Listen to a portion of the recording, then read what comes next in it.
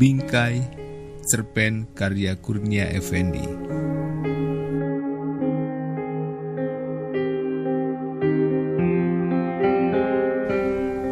Undangan dari Susan kuterima di kantor menjelang pukul 3 ketika aku keluar dari ruang rapat.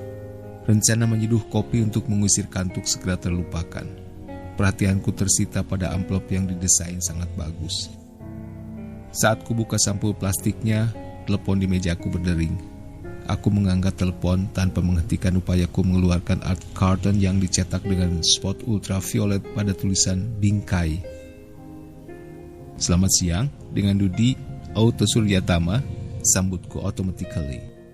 Hai, tumben kamu ada di tempat, seru suara dari seberang. Maaf, ini siapa? Susan, kamu lupa suaraku. Padahal baru 2 bulan yang lalu kita ketemu. Tak cuma ketemu kan, karena sepanjang 2 malam kita bersama-sama. Ada nada gemas yang merasuk ke telingaku. Sorry, aku telepon ke kantor ya. HP-mu tidak aktif sih. Astaga, aku tertawa dan minta maaf. Bukan tidak aktif, lebih tepat nomornya berbeda. Aku baru saja menerima sebuah undangan, jadi konsentrasiku bercabang. Tampaknya ini undangan darimu ya. Jadi rupanya kamu serius dengan rencana itu. Tentu, kenapa enggak? Kamu pasti ingat cita-citaku sejak SMA. Sudah sejak lama aku bermimpi bisa tinggal di Ubud. Tapi tidak mungkin aku terus-terusan berlibur membuang uang di sana kan?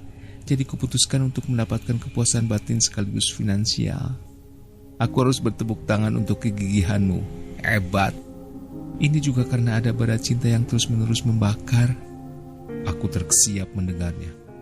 Cintamu, Dudi, sambung Susan. Entahlah, seharusnya aku melonjak gembira atau terkesiap waspada mendengar ucapan yang demikian mantap.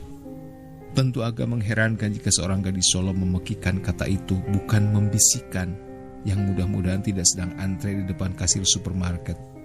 Dudi, kenapa kamu diem aja?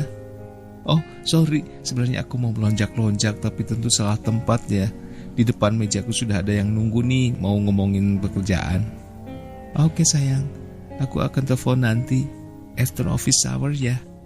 Gagang telepon masih di telinga menunggu Susan memutuskan hubungan.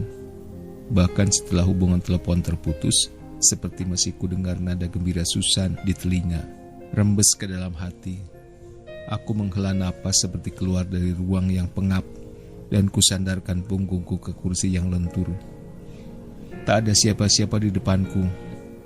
Jadi aku tadi berdusta. Maafkan aku, Susan. Ternyata aku telah banyak berdusta. Tapi percayalah, kasih sayangku kepadamu begitu jujur. Seingatku tadi Lanfang minta dibawakan kue karena malam ini sepupunya akan datang. Sambil meluncur pulang, aku merencanakan singgah di sebuah bakery. Ada toko kue langganan sebenarnya, tapi di tengah perjalanan aku terpikat pada kerumunan yang mengundang selera untuk mampir. Selintas kulihat, di kiri dan kanan tempat ramai itu juga ada kafe dan kedai roti. Jadi tak terlampau salah jika aku sejenak berhenti dan mencari tempat parkir. Untung Swift yang kukendarai bukan tipe mobil besar, sehingga mudah mendapatkan tempat. Rupanya sedang berlangsung seremoni pembukaan sebuah galeri yang ditandai dengan pameran karya para pelukis muda Surabaya. Kulihat sepintas, ada Joko Pekik di ruang benderang itu. Ikut berpameran atau hanya diminta pidato ya? Entahlah. Yang terbayang olehku adalah peristiwa serupa yang akan berlangsung minggu depan di Ubud. Dan di tengah lingkaran para tamu, kuangankan si anggun Susan dengan rambut dibiarkan terurai, bak burung merak yang tersenyum lebar memperkenalkan galerinya. Apa namanya tadi ya? Bingkai. Aku turun dari mobil melenggang masuk dalam kerumunan. Siapa ya pemilik galeri ini? Kalau Lanfang tahu, tentu ingin juga cuci mata di sini, apalagi dia sedang keranjingan mengapresiasi seni lukis, gara-gara pernah diminta oleh majalah untuk menulis liputan pameran di Balai Pemuda. Waktu itu dia mengeluh karena tak tahu harus mulai dari mana untuk menilai lukisan. Aku iki isane nulis cerpen, lah kok dikongkon gawe resensi lukisan, yo opo sih? Ya, aku cuma bisa nulis cerpen, kenapa disuruh membuat apresiasi lukisan? Bagaimana sih? Aku nyaris terpingkam melihat dia mencak-mencak. Tapi rasa ingin tahu dan semangat belajarnya cukup tinggi, sehingga waktu itu selang sehari dia bisa bertemu dengan beberapa pelukis.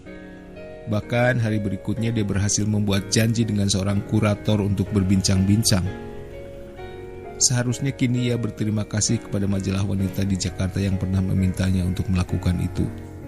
Karena sekarang pikirannya lebih sensitif terhadap seni lukis dan grafis.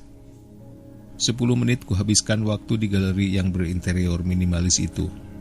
Meskipun tampaknya tidak perlu menunjukkan undangan, tapi aku tentu bukan tamu yang dimaksud. Selanjutnya aku masuk ke kedai roti di sisi kanan dan memenuhi pesanan Lanfang. Sepanjang sisa jalan pulang, yang kupikirkan adalah cara pergi ke Bali. Meskipun Surabaya tak terlampau jauh dari Bali, rencana ke sana di luar tugas kantor tentu akan memancing keinginan Lanfang untuk ikut. Itu tak boleh terjadi. Tidak mungkin mempertemukan dua perempuan yang kusayang itu dalam satu ruang dan waktu.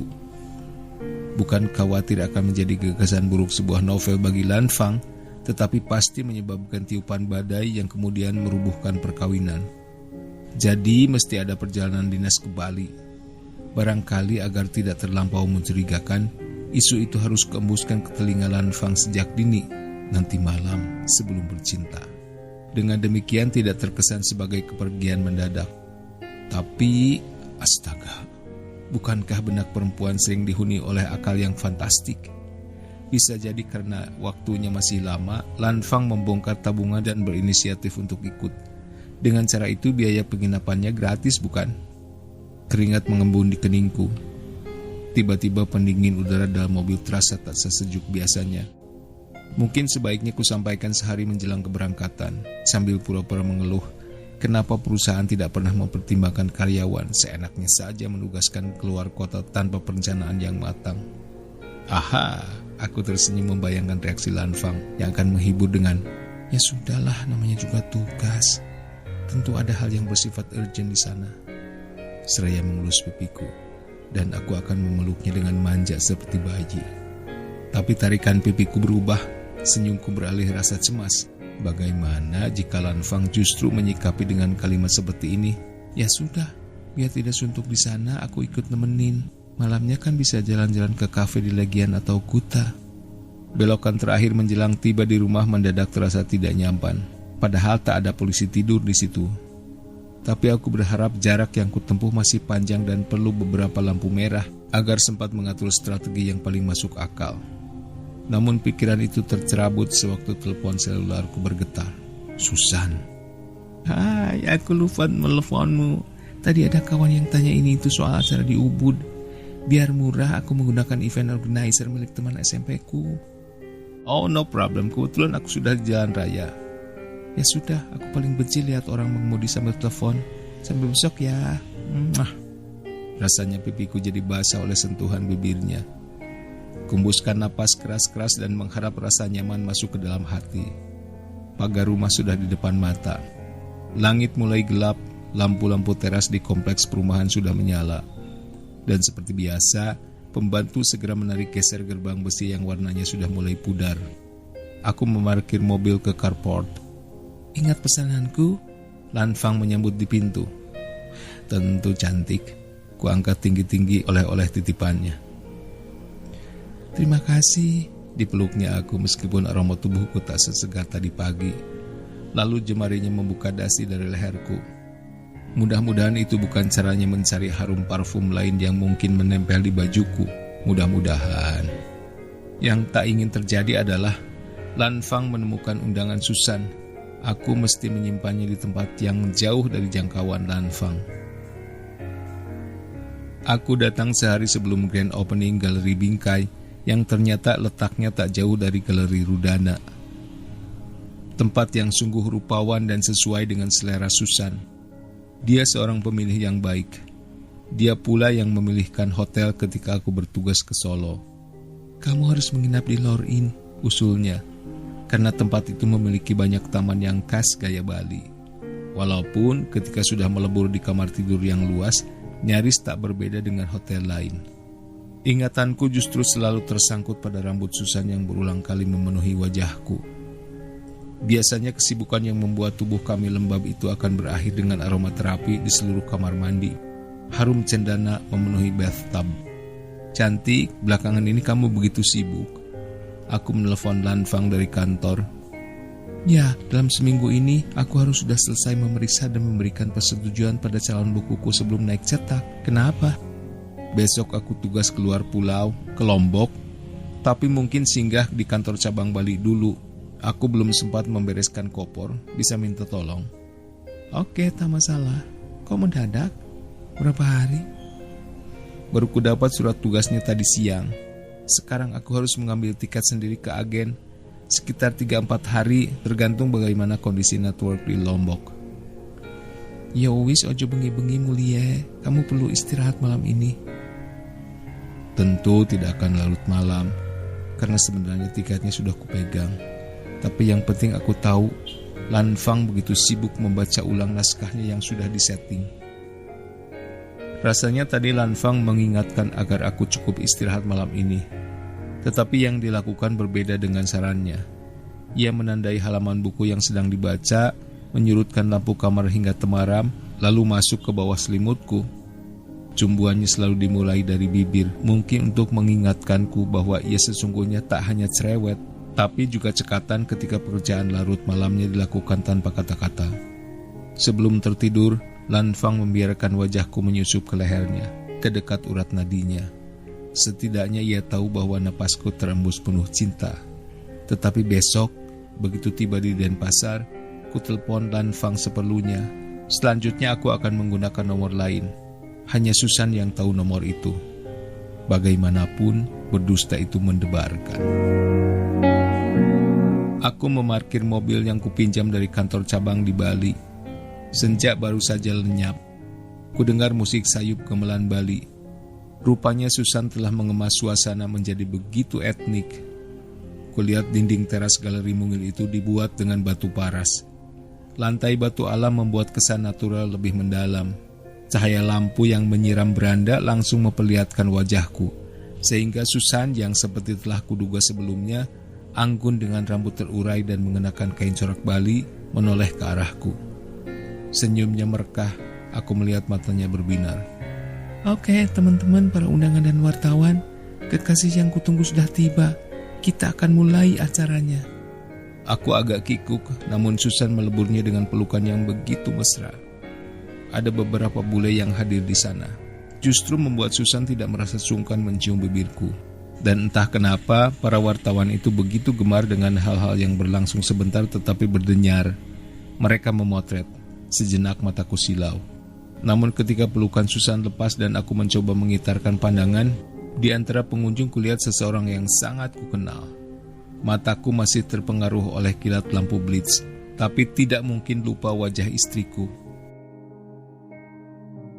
Lanfang ada di sudut itu, dengan sebuah kamera digital di tangannya. Wajahnya tertegun atau terpesona, tapi parasnya memucat. Baiklah, ujar Master of Ceremony. Kita akan mendengar awal gagasan mengenai galeri bingkai. Silahkan Susan bercerita untuk kita. Selanjutnya telingaku tidak menangkap kata-kata Susan, karena segera bergegas mengejar Lanfang yang beringsut begitu cepat ke arah pintu keluar. Aku mengutuk diriku yang mengganti nomor handphone.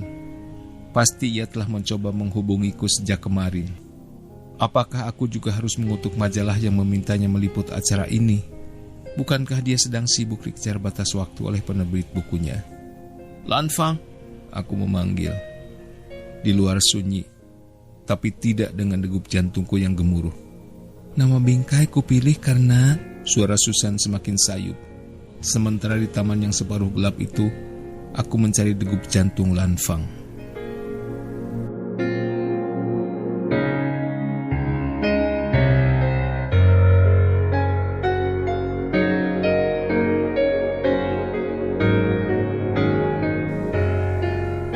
Terima kasih sudah menyimak.